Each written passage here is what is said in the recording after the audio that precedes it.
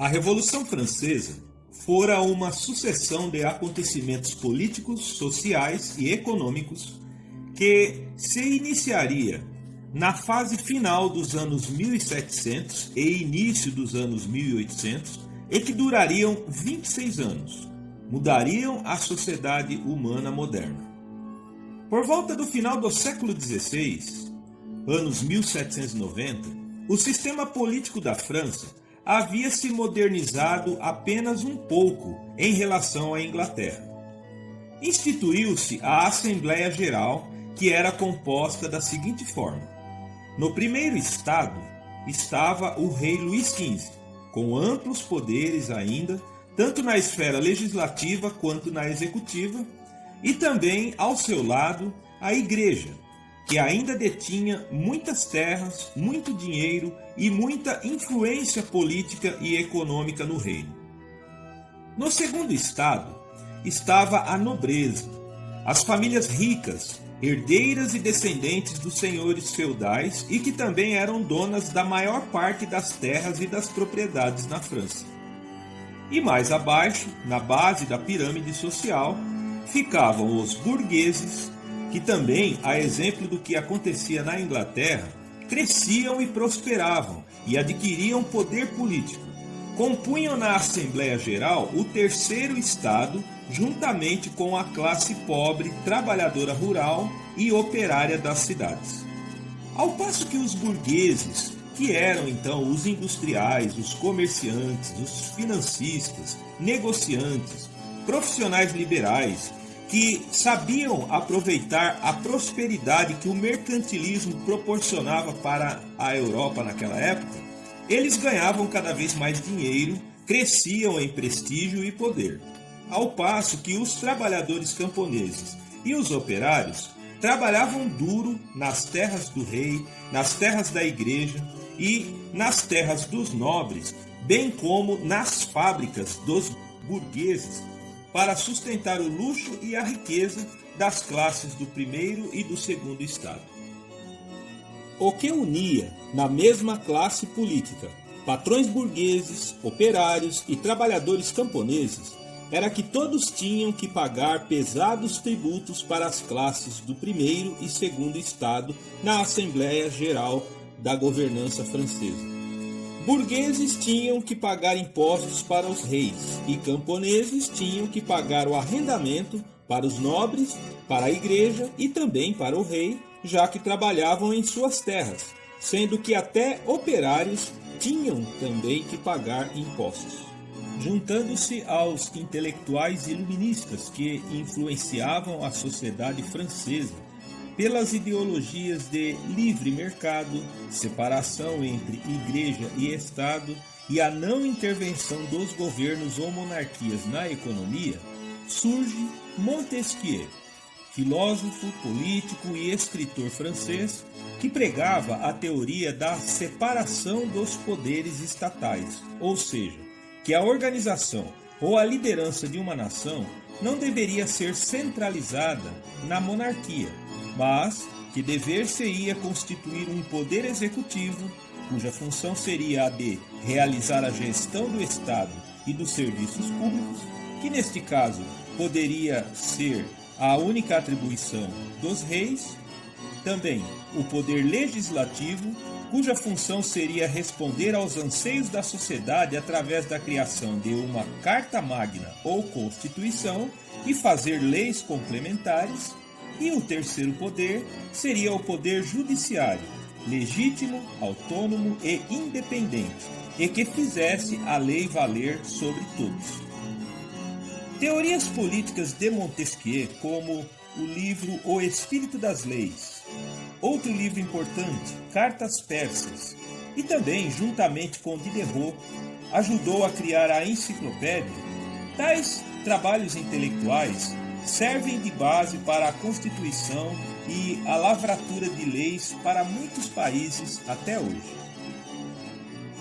Os ideais iluministas, bem como as notícias de mudanças na conjuntura política e econômica da Inglaterra, se disseminavam pela sociedade francesa, e isso fazia aumentar a insatisfação com o então rei Luís XVI,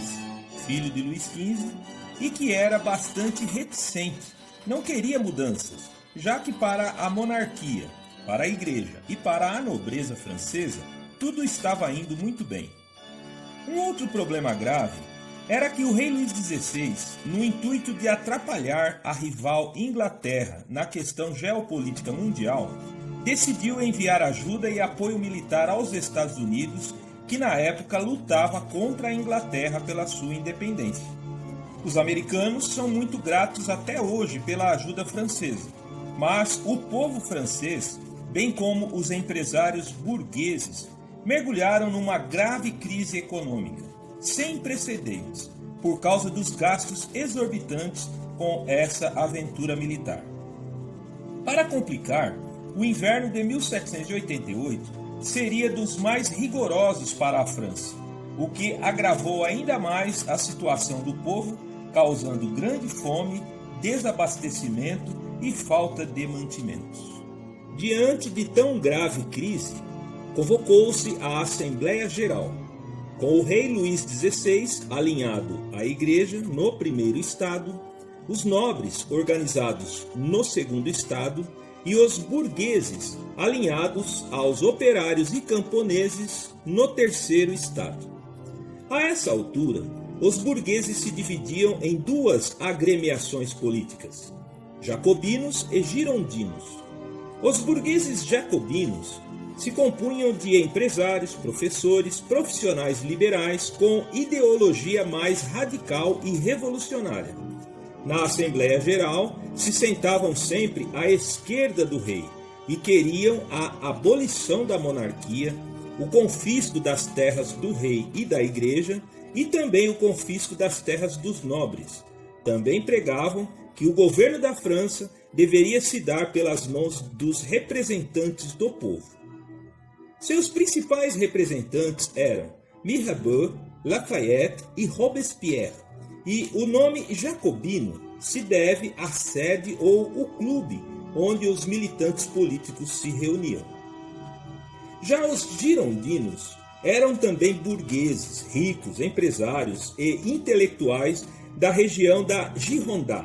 tendo como seu líder principal Jacques-Pierre Brissot, e sentavam-se sempre à direita do rei na Assembleia Geral. A conotação política usada até hoje de partidos de direita ou partido de esquerda provém dessa divisão no plenário da Assembleia Geral Francesa. Os girondinos eram mais moderados que os jacobinos. Não eram a favor da abolição da monarquia, e sim a favor da monarquia parlamentarista, como preconizava Montesquieu e também como vigorava na Inglaterra. Mas os girondinos também queriam o fim do absolutismo monárquico, que ainda era forte na França, e clamavam, em nome do povo, por uma Constituição. Então, na Assembleia Geral dos Estados de 5 de maio de 1789, os membros do terceiro estado, liderados pelos burgueses jacobinos e girondinos, começaram a pressionar por reformas como o voto individual para os membros do parlamento, a implantação da monarquia parlamentarista e constitucional, e que os nobres, a igreja e a família do rei também paguem impostos para o Estado. A contragosto, o rei e os clérigos da igreja concordaram em se abandonar o absolutismo real e instituir a monarquia constitucional, onde a partir de então, até o rei deveria decidir e deliberar sob a égide de uma nova Constituição. Porém, os membros do primeiro e segundo estados não concordaram com o pagamento de impostos. Ocorre aí a primeira desavença entre jacobinos e girondinos, já que os jacobinos eram mais radicais e populistas e já queriam mesmo aproveitar a alta temperatura política e deflagrar uma revolução. Em 9 de julho de 1789, a Assembleia Geral dos Estados se reúne novamente e promulga a Carta Magna, ou a Constituição, sob o lema Liberdade, Igualdade e Fraternidade, onde, a partir de então, todo cidadão, inclusive o rei, seriam iguais perante a lei. Ao invés de as coisas se acalmarem, os jacobinos viram no ato de cessão das elites a oportunidade para insuflar a população para a revolução, onde queriam abolir a monarquia, afastar a igreja das questões de Estado e confiscar as terras dos nobres, da igreja e do rei. Argumentavam que apenas uma nova constituição não bastaria, de modo que os jacobinos agitadores radicais e liderados por Robespierre conclamam a população a ir às ruas de Paris, inclusive a tomar armas em punho para derrubar a monarquia. Foi nesse momento que a bandeira da França, que ostentava os símbolos da família Bourbon do rei Luís XVI, fora substituída pela bandeira que conhecemos hoje. Forças políticas reacionárias que se posicionavam ao lado do rei mobilizaram milícias para confrontar os jacobinos e a população rebelde ensandecida. Em meio a toda essa agitação, em 14 de julho de 1789, rebeldes armados invadem a Bastilha, em Paris, a prisão onde ficavam encarcerados os inimigos do rei, derrubando assim um importante símbolo do absolutismo monárquico da França. A Constituição promulgada anteriormente já não contentava mais a população, e a agitação se espalharia pela zona rural e para as outras províncias do Reino da França. Os camponeses rebeldes começaram a saquear as propriedades da igreja e dos nobres e queimaram cartórios para eliminar documentos e escrituras que registravam as propriedades dos nobres desde a era feudal. A esta altura, o rei Luís XVI e sua corte são mantidos apenas como peça de decoração, onde o mesmo, juntamente com a sua rainha, Maria Antonieta, e o resto da corte, são obrigados a abandonar o Palácio de Versalhes e ocupam o Palácio das Tulherias. E a França agora passa a ser governada pela Comuna, um governo provisório formado por burgueses girondinos, e convoca-se então a Assembleia Nacional Constituinte, políticos comissionados para redigir a nova Constituição. Para que seja redigida uma nova Carta Magna, esta nova Constituição começaria com a Declaração dos Direitos do Homem e do Cidadão,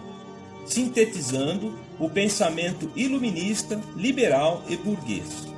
O ponto fundamental dessa declaração era que o sobrenome, a linhagem familiar e o sangue não mais poderiam ser os únicos critérios para se distinguir os homens, podendo qualquer cidadão ascender socialmente, desde que ganhe muito dinheiro, é claro. Também, sob a nova Carta Magna, os clérigos da igreja passariam a ser funcionários públicos e as propriedades da igreja passariam para as mãos da burguesia.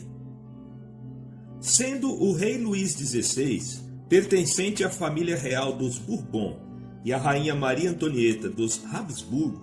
seus parentes monarcas dos reinos alemães do norte da Europa, Reino da Prússia, Reino da Áustria, dos reinos da Península Italiana como o Reino das Duas Sicílias e Reino do Piemonte-Sardenha, todos viriam em socorro, não só por causa dos parentes em apuros, mas também porque queriam sufocar esta revolução, já que a ideia de um levante popular que derrubasse as monarquias da Europa estava ganhando força entre as populações dos reinos vizinhos. Foi quando se constituiu a primeira coalizão de um total de 6 coalizões, cujo objetivo seria guerrear contra a França, acabar com a agitação política e salvar a monarquia de Luís XVI e Maria Antonieta. Neste momento, famílias de nobres fugiam da França para os reinos vizinhos e de lá apoiavam os movimentos reacionários a favor da monarquia francesa.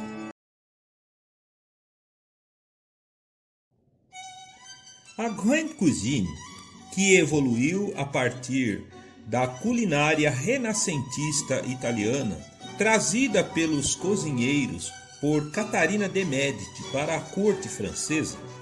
havia ficado restrita aos châteaux e mansões da nobreza e da monarquia por quase 200 anos, onde passou pelos reinos de Henrique IV, que era filho de Catarina de Médici, passando por Luís XIII, Luís XIV, o Rei Sol, Luís XV e Luís XVI. Este último que fora derrubado pela Revolução Francesa, que por sua vez espantou da França os nobres e as famílias monárquicas, fazendo com que os mestres culinaristas da Grande Cuisine perdessem os empregos.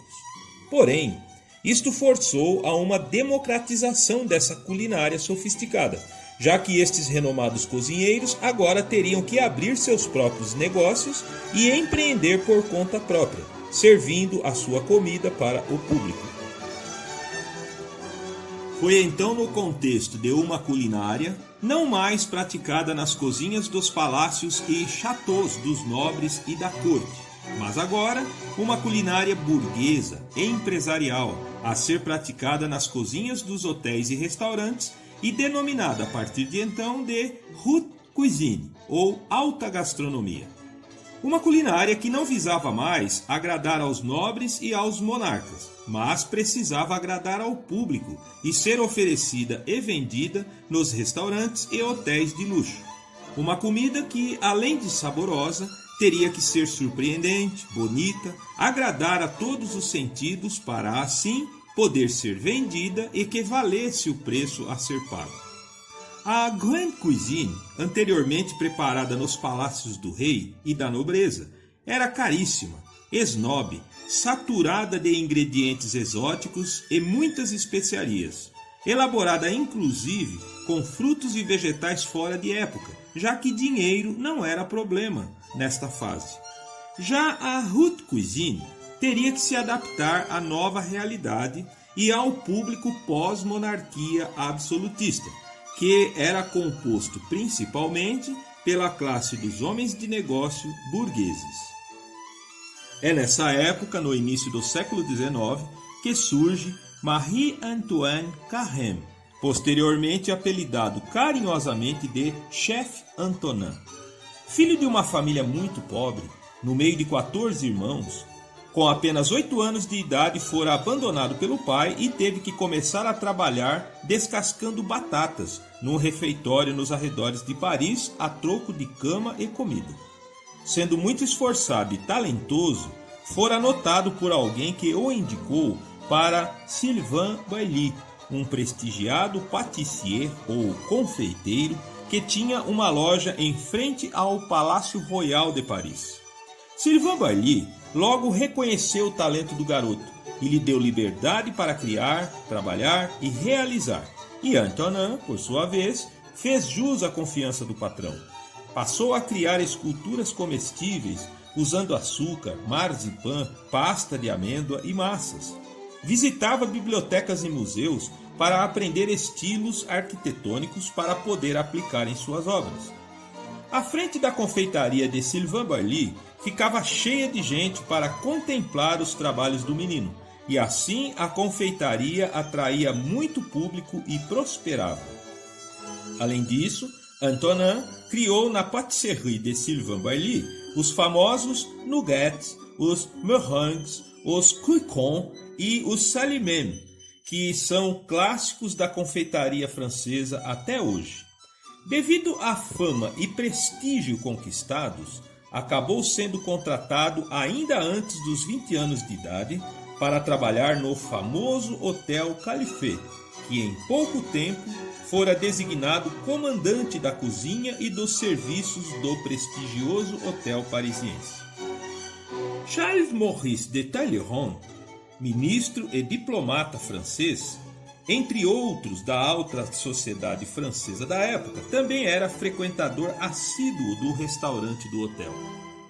O diplomata Maurice de Talleyrand desenvolveu grande afinidade e admiração por Antonin Carême. de modo que o contratou a peso de ouro para comandar a cozinha do seu castelo particular, o Château de Valenciennes,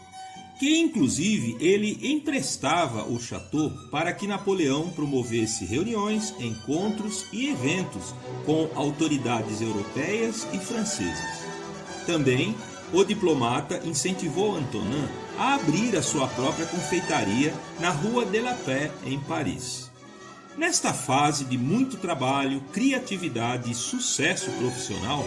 Antonin generosamente compartilhou seus conhecimentos e talentos através de livros de gastronomia profissional que ele passou a escrever, como por exemplo o livro Le Pâtissier Pittoresque e também Le Maître d'Hôtel Français, onde nestas obras ele institui os cargos de chefe de cozinha e maître d'hôtel para o universo da gastronomia a partir de então. Por todo esse trabalho, o chefe Antonin é considerado o fundador da haute cuisine, ou o fundador da alta gastronomia, onde se propõe, em detrimento da anterior grande cuisine, um novo e refinado estilo, menos extravagante e snob, que faz uso de ervas e vegetais frescos, aplicação de especiarias mais comedida, molhos e cremes mais leves e simples e uma culinária que valoriza mais as virtudes dos alimentos em si. Por exemplo, fora a partir de Antonin que se introduziu o conceito de deixar as carnes macias mal passadas por dentro e prepará-las com poucos temperos. Sendo ele um defensor do serviço à la russa, que preconiza servir um prato de cada vez numa sequência pré-estabelecida no menu, também criou o conceito dos pratos bonitos e artisticamente montados, a fim de agradar a todos os sentidos. Ele também inventou o toque, ou o chapéu de chefe, que identifica a função em meio aos profissionais da cozinha. O amigo e diplomata Maurice de Talleyrand o colocou frente a frente com os mais importantes reis e autoridades da Europa, como o próprio Napoleão Bonaparte, o rei George V da Inglaterra, para o qual trabalhou por 6 meses, também comandou banquetes para o imperador Francisco I da Áustria, para o czar Alexander II da Rússia e para a rica família de banqueiros judeus de Hamburgo, os Rothschild. O chefe Antonin trabalhava muito, às vezes 16 horas por dia durante até 50 dias sem folga, onde, além de organizar e produzir comida sofisticada nos seus banquetes, eventos e restaurantes, também escreveu várias obras, além das já mencionadas, como por exemplo a obra Le Cuisinier Parisien, também o livro L'Art de la Cuisine au XIX siècle, que compreendem receitas diversas, menus, montagem e decoração de mesas e salões, projetos e esquemas para montar grandes cozinhas e até um livro de arquitetura, como o livro Projetos de Arquitetura para o Embelezamento de São Petersburgo, uma cidade da Rússia que ele muito gostava. Também atribui-se a ele a criação dos Vol-au-vent, ou as entradinhas feitas com copos e caixinhas de massa folhada recheadas com cremes diversos. Também atribui-se a ele o Bavarois, ou o creme bávaro, criado por ele para homenagear os monarcas da Bavária.